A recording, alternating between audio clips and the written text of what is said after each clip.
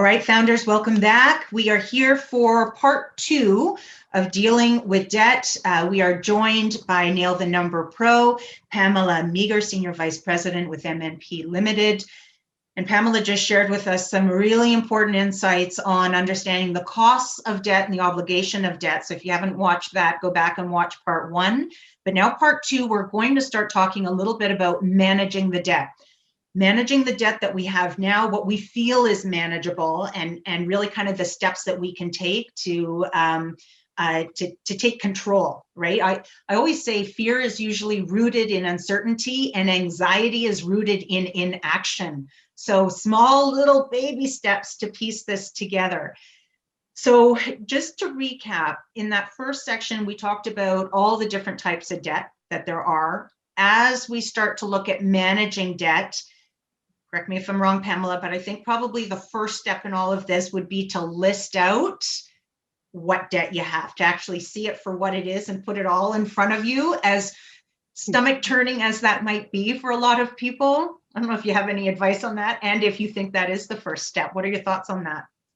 I think that's 100% right. It's daunting, whether it's, your business or your personal finance. No one really wants to look at that whole picture and add up numbers because it sounds better with just a little bit everywhere. But unfortunately, that doesn't necessarily set you up for paying the less interest as possible. Ultimately, that's everybody's goal. I don't want to pay any interest at all, but obviously that's not a reality. So being ahead of that is really understanding that. And I teach it in my personal finance stuff that I work with, or in the corporate side. They're very interchangeable, obviously just different levels.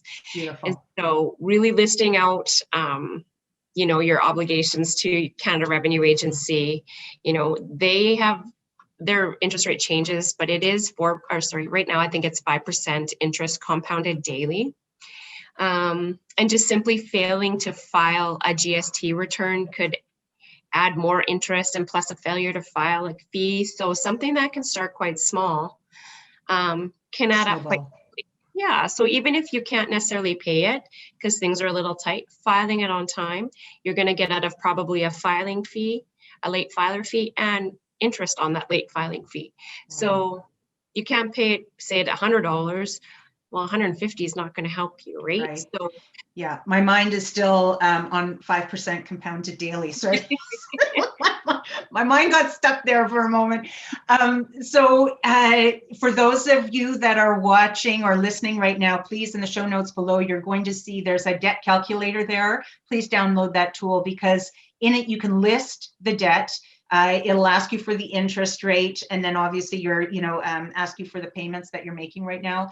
And it'll show you how much you're paying in interest on some of these things. I have to say, it's one of my favorite exercises, because yes, it's daunting going into it, but it lights a fire under the butt. When you see what you're paying in fees and interest, it's a game changer. So go do it. Go take action, get that done. Okay. So we get our list done. Yes. Get our list done. Then what do we do with that list? What should we do next? You should really look at your higher interest rate debts first, obviously, because they're the ones that are gonna, if you're paying the minimum, you're just spinning the wheels. You're actually not necessarily making any headway, and maybe actually going backwards, but you feel like you're doing okay because you're making the payment. But what an adjustment $100 could make to that debt, right? So as far as just putting it in, play around with your debt calculators and say, okay, I'm paying $400 a month, but what if I paid $500? And it becomes very apparent what you should be doing. So it doesn't mean you have to double your payment by any means or dump everything to one payment, but really playing with the number as far as, is it $50 more? Is it $100? Okay, but I can't do any this month, then I'm paying at least the minimum. Right. So really understanding what that cost of debt. Interest is one thing that people get about. So I see some loans that are pretty egregious, to be honest. When you're having a 50% interest rate, 30% interest rate, and it is right in the documents. It will say you're borrowing 10,000, but you're going to pay back 28. Sorry, 50%? Yes, so a lot of people who are desperate are maybe not ideal candidates for premium lenders anymore, right? Because things are tight, the numbers don't. Well, you all know you have to show those numbers. They have to have the ratio and everything for a tier 1 lender. But when you get tight spots, these people are smart. They know this is not a good thing to do, but the only thing they think of is saving. They got to save the business, right? Yeah. Make sure they will do those types of loans. So really, really watching that. And that goes right back to that point of talking to someone sooner so we can keep you out. Because that is a bit of a hurricane. You're getting kind of sucked down the middle. Yeah. Desperation is not a good place to come from, right? I think we were chatting about this before. 3 big issues impacting the bottom line: obviously the carrying costs, ability to borrow, and emotional and psychological distress going. Yeah, it's hard to run a business, let alone, kind of piece it together through a pandemic when you're going through all of this. But you brought up a really interesting point, and I apologize in advance because I'm jumping back to the first segment, but when we talk about the costs of debt, we didn't even talk about our credit score and our credit bureau, and that carrying that, and even just the utilization of the debt we have, and then the impact on that score. And you talked about ability to borrow because of the liens against some of those assets, but you're just bringing up another really important point about understanding that, the debt that we have impacts the interest that we pay on future loans, not just in the business, but in our personal life as well. So I'm hearing we get the list done. Then we figure out, okay, how are we going to start attacking this debt and getting this dwindled down?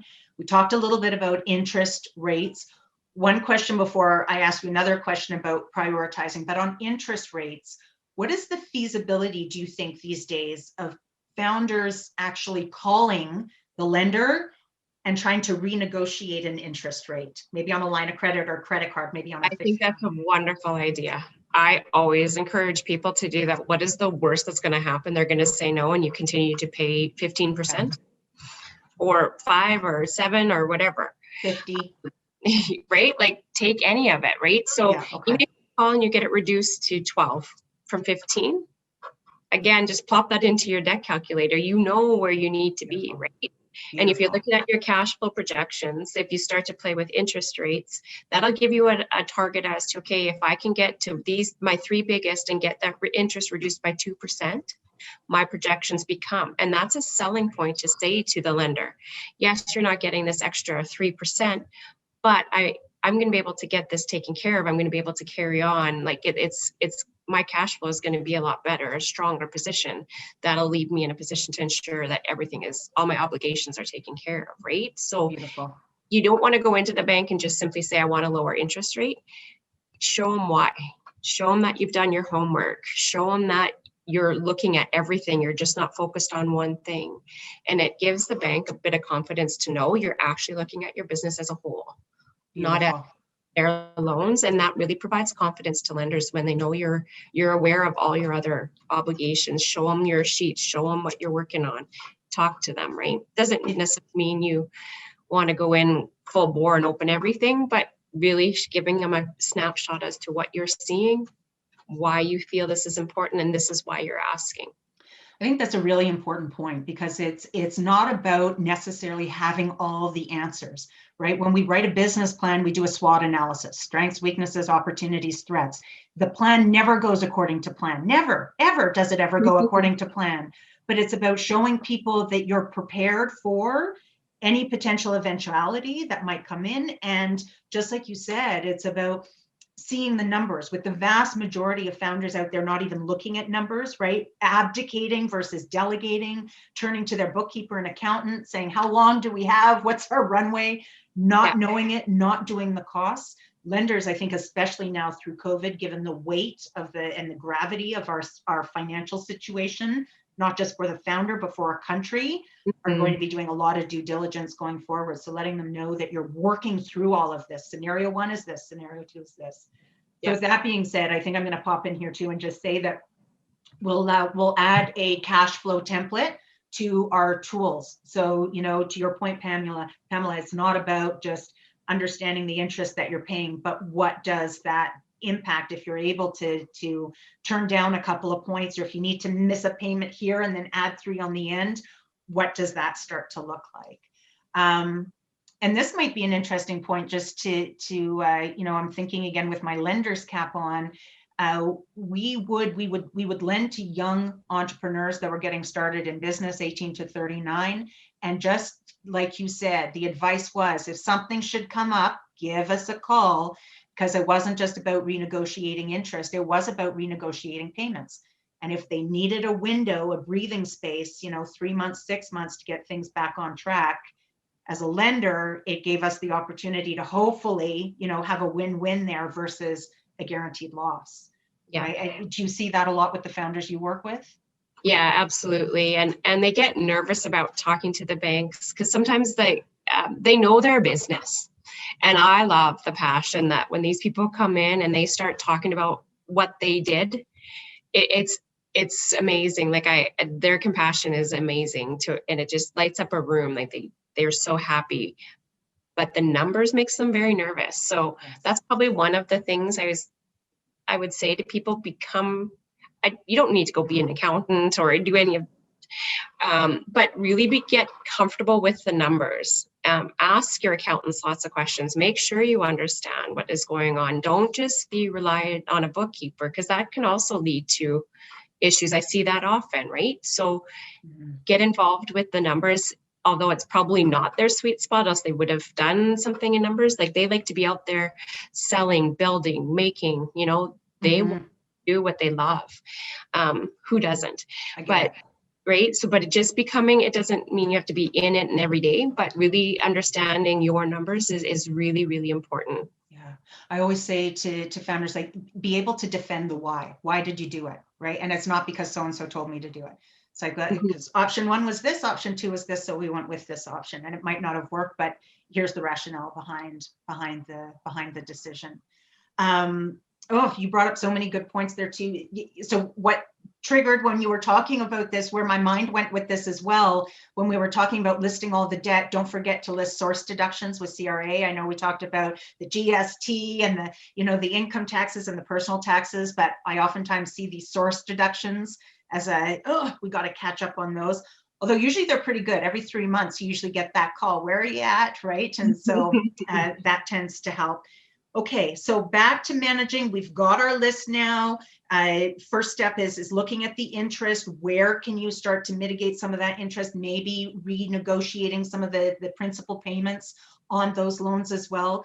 But let's talk about prioritizing, because you mentioned this. You really honed in on this in the first segment.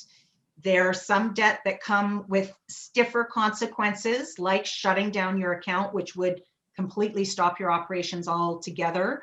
So prioritizing the debt, right, with respect to maybe who's got the biggest bite, like who can have the biggest impact on your business. CRA, anybody you can think of after that. So if CRA comes first. Yeah, and your provincial regulatory body for here, it's our PST. So they have, and they've been fairly aggressive in our province lately. So make sure you're aware of those. Those ones have the immediate garnishee available. Okay.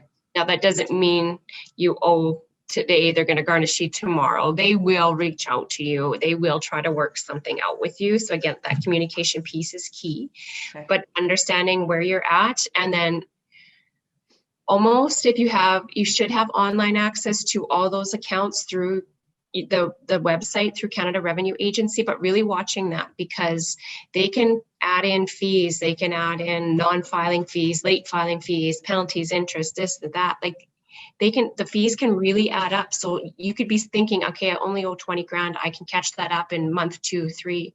Well, but that 20 grand by the time it gets there is actually 30 now. Right. So just, if you can't pay them or you're making payments towards it, really watch those accounts monthly to make sure they're not adding in those fees. They don't give you a warning saying they're going to add in these fees. They will just simply, you will see them on your statement of account. Wow. So being aware of those, because something where you've budgeted or in your projections, you've thought, okay, it's 20, I'll do 5 grand a month till it's paid. And you think month 10, you're paid or whatever it is. But I still got, 5,000 left. Where did that come from? Yeah. Right. Just staying on top of those running totals, then I would start to look at, obviously your secured debt you need to be aware of as well. So that's the stuff where assets are pledged.